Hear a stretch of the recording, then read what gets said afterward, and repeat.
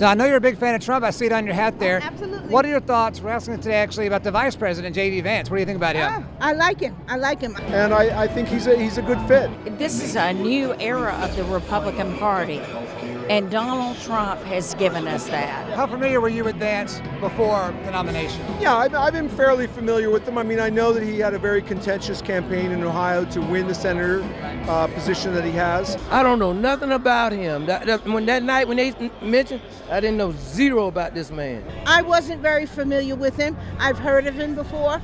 I wasn't extremely familiar, no. I'm hoping for VVAC. Obviously, he was an anti-Trumper. I think he heard the sermon, but after 4 years, he saw the sermon. So I knew that he was not supportive of President Trump, as was a lot of people. Well, from what you've learned about Vance since he was picked, what do you think about him?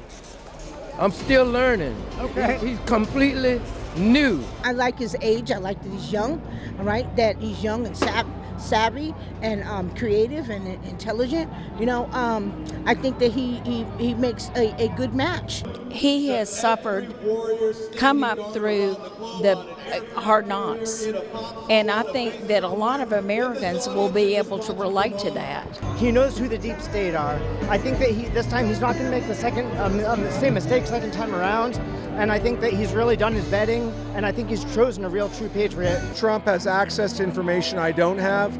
I trusted him to make the right choice for the country.